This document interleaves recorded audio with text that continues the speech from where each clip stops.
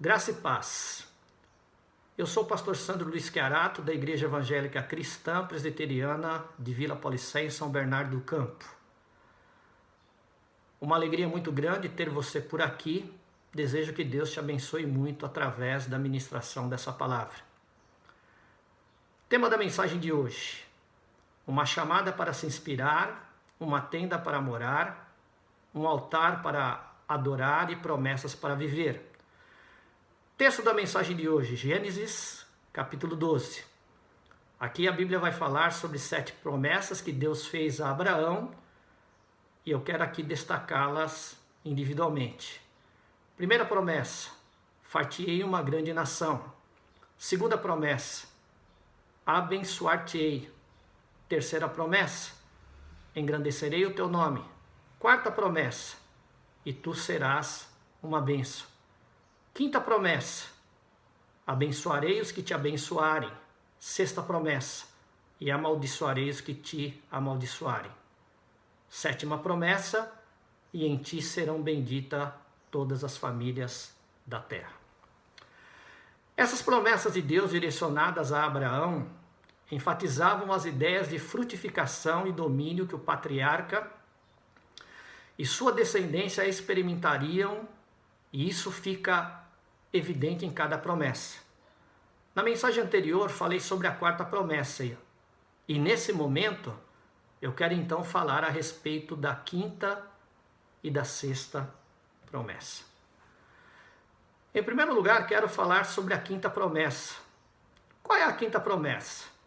A quinta promessa está registrada em Gênesis 12, versículo 3, a parte A do versículo. Deus disse assim: e abençoarei os que te abençoarem. O que significa isso? Significa que os que abençoassem, considerassem e respeitassem Abraão, atrairiam a bênção de Deus sobre si próprios.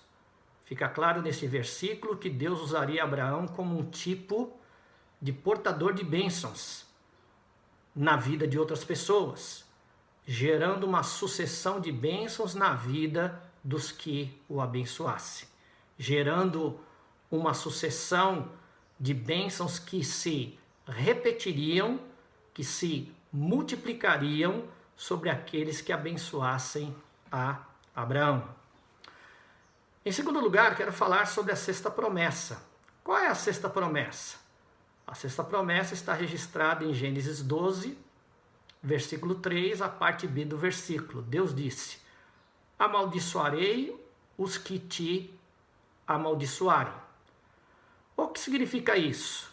Significa também que os que amaldiçoassem, degradassem, prejudicassem ou desprezassem Abraão, atrairiam a ira de Deus sobre si próprios. Significa que Abraão poderia viver em paz, pois ele estava protegido das armadilhas do mal e de toda a sua injustiça, porque vivia debaixo da cobertura espiritual de Deus. Significa que Abraão, além de ser abençoado, Deus lhe prometeu proteção, no sentido de que se alguém o amaldiçoasse, seria amaldiçoado pelo próprio Deus. Por isso, Abraão não deveria ter medo de nada e nem medo de ninguém, desde que se submetesse e se sujeitasse a Deus. Essa promessa diz claramente que Deus seria um terrível adversário para qualquer um que se levantasse contra Abraão e a sua semente. Isso significa o quê? Significa que com Deus não se brinca. Significa que Deus protege os seus escolhidos. Ai daqueles que se levantam contra os escolhidos do Senhor para os prejudicar, pois também está escrito no Salmo 105, versículo 15: não toqueis nos meus ungidos e nem maltrateis os meus profetas. Em Zacarias 2:8 está escrito: pois assim diz o Senhor dos Exércitos, para obter a glória, ele me enviou às nações que vos despojaram porque aquele que tocar em vós toca na menina do seu olho.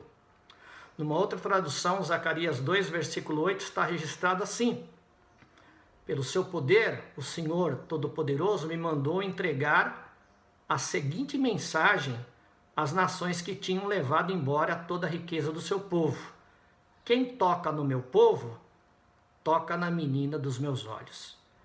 Isso quer dizer o quê? Quer dizer que quem toca nos escolhidos do Senhor está tocando na menina dos olhos de Deus. Está também escrito em Isaías 45, a partir do versículo 2: eu irei adiante de ti e endireitarei os caminhos tortos, quebrarei as portas de bronze e despedaçarei os ferrolhos de ferro. Em terceiro lugar, quero falar sobre o que representa a quinta e a sexta promessa em conjunto. Quando eu olho para a quinta e a sexta promessa que Deus fez a Abraão, eu entendo que a reciprocidade seria uma marca no relacionamento das pessoas com Abraão. Pois em Gênesis 12, versículo 3, está escrito na parte A e B do versículo que Deus disse: e abençoarei os que te abençoarem, e amaldiçoarei os que te amaldiçoarem. O que significa isso? Significa que Deus haveria de abençoar ou amaldiçoar as pessoas que se relacionassem com Abraão de acordo com o tratamento a ele dispensado. Quando Deus impôs sua bênção sobre a vida de Abraão, um detalhe significativo desta bênção escapa a muitos olhos que passam sobre esse texto, e é precisamente a parte principal. Veja o que diz o texto: e abençoarei os que te abençoarem, e amaldiçoarei os que te amaldiçoarem. O detalhe significativo é que bênção e maldição encontrariam todos os que cruzassem os seus caminhos com o caminho de Abraão. Mas para essas pessoas receberem a bênção ou a maldição, não dependia do tratamento que Abraão desse a elas. Dependia do tratamento que essas pessoas que se relacionassem com Abraão dispensassem a ele. Ou seja, a pessoa ia colher exatamente aquilo que plantou na vida de Abraão. Pois Deus deixou bem claro: abençoarei os que te abençoarem e amaldiçoarei os que te amaldiçoarem. Também está escrito em Gálatas 6, versículo 7. Não erreis, Deus não se deixa escarnecer, porque tudo que o homem semear, isto também ceifará. O que significa isso? Significa que Deus está declarando: não vos enganeis, pois eu não permito que ninguém zombe de mim, diz o Senhor. Portanto, tudo que o ser humano semear, isso também colherá. Deus está dizendo o quê? Não se enganem, ninguém zomba de mim. O que uma pessoa plantar, é isso mesmo que colherá. O Espírito Santo está dizendo aqui: não se iludam. Lembre-se de que vocês não podem desprezar a Deus e escapar, pois um homem sempre colherá justamente o produto da semente que ele plantou. O Espírito Santo está dizendo mais uma vez: não se deixem enganar, de Deus não se zomba, pois que o homem semear, isso também colherá. Corrigindo, pois o que o homem semear, isso também colherá. O que significa isso? significa que Deus haveria de abençoar ou amaldiçoar as pessoas que se relacionassem com Abraão de acordo com o tratamento a ele dispensado. Sabemos que Deus é amor, mas conforme Hebreus 12, 29, Deus também é fogo consumidor. Lá está escrito, nosso Deus é um fogo consumidor. Conforme Romanos 11, versículo 22, devemos sempre considerar a bondade e a severidade de Deus, pois lá está registrado, considera, pois, a bondade e a severidade de Deus. Alguém já disse que o mesmo sol que derrete a cera endurece o barro. Quando eu olho para essa promessa, abençoarei os que te abençoarem, significa dizer que todos que ajudassem Abraão, que de alguma forma abençoassem a Abraão, seriam abençoados por Deus. E o inverso era igualmente verdadeiro. Quem amaldiçoasse Abraão, quem levantasse sua mão contra o escolhido de Deus, seria amaldiçoado por Deus. Vemos nessas duas promessas o zelo de Deus para com Abraão, pois a finalidade de Deus nessas duas promessas era conceder cobertura espiritual a Abraão. Eu entendo que com essas duas promessas Deus revestiu Abraão de autoridade. Eu entendo que com essas duas promessas Deus revestiu Abraão de proteção. A intenção de Deus era fazer de Abraão um homem muito respeitado, um homem muito temido, um homem admirado. Eu entendo que essas duas promessas fizeram com que Abraão recebesse notoriedade. Deus chamou Abraão e o revestiu de autoridade e proteção espiritual, dando-lhe cobertura espiritual.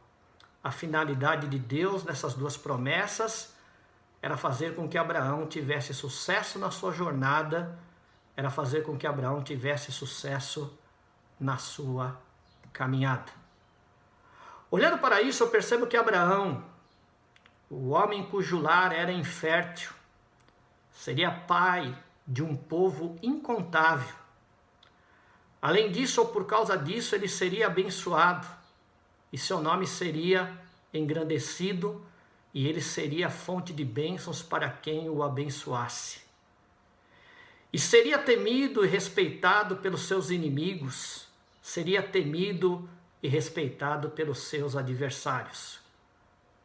Quando Deus levanta alguém, Deus também o investe de autoridade e proteção, pois Deus valoriza muito o quesito chamado respeito, ou seja, Deus exige respeito aos seus escolhidos. Portanto, você que está me ouvindo, respeite e se submeta às autoridades colocadas por Deus, pois isso será bênção para a tua vida e o contrário disso trará dissabores para você.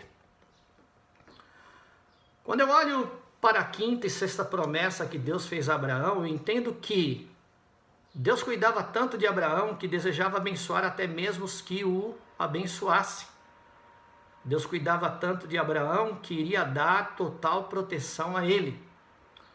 O Senhor se revela aqui como um Deus recompensador e protetor. Ele mostra que está atento a tudo que nos sucede. Ele vê desde o menor até o maior gesto que as pessoas ao nosso redor direcionam a nós e retribui a eles na mesma medida. Quando eu olho para essa promessa, eu entendo que a jornada de Abraão seria uma longa jornada, com muitos perigos, disputas e conquistas.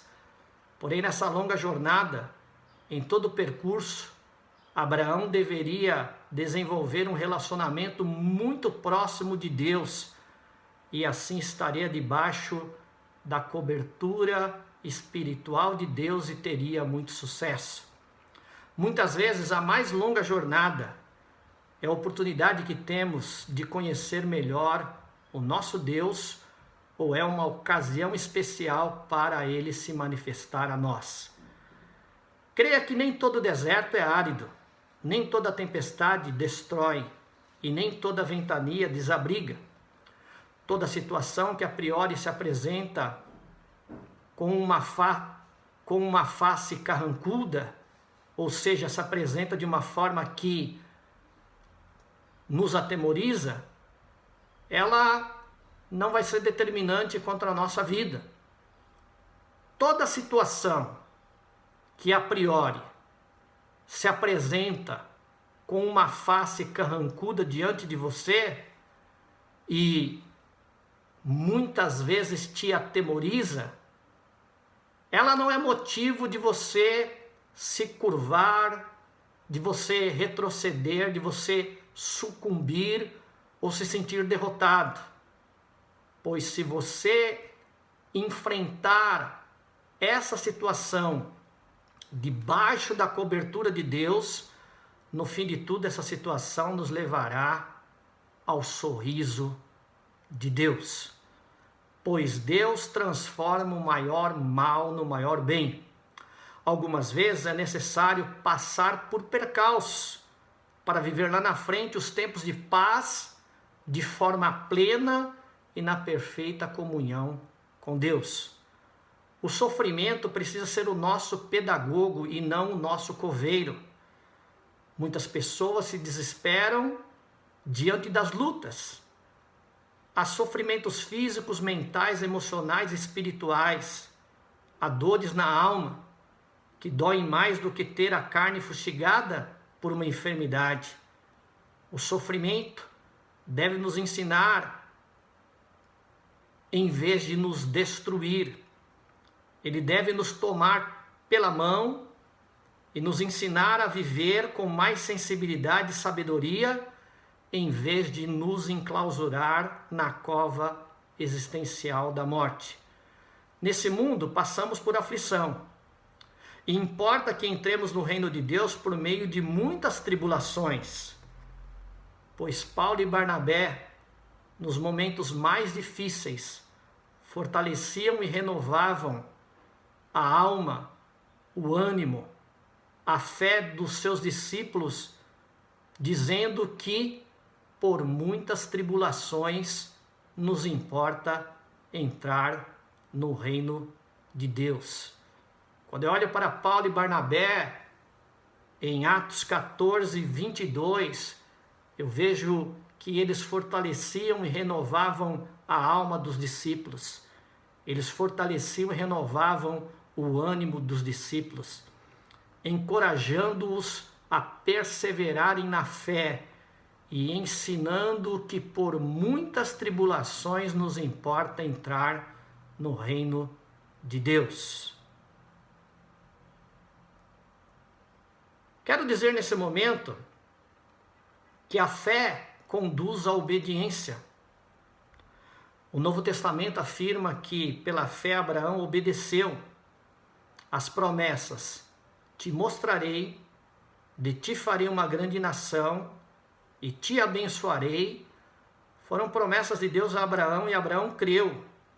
Alguém já disse de forma apropriada que fé não é apenas crer a despeito de evidências. Corrigindo, alguém já disse de forma apropriada que fé não é apenas crer a despeito de evidências, mas obedecer a despeito das consequências.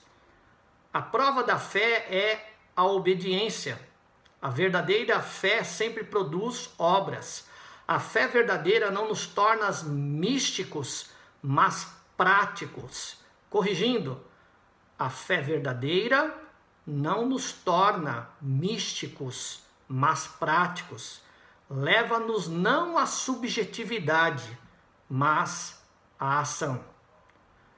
Quero lembrar mais uma vez: toda situação que a priori se apresenta com uma face carrancuda diante de você, e dessa forma acaba te atemorizando, ela não será determinante em relação à sua vida se você levantar sua cabeça e colocar fé no teu coração e enfrentar essa situação carrancuda debaixo da cobertura de Deus, pois na mão de Deus essa situação te levará ao próprio sorriso de Deus, pois Deus transforma o maior mal no maior bem.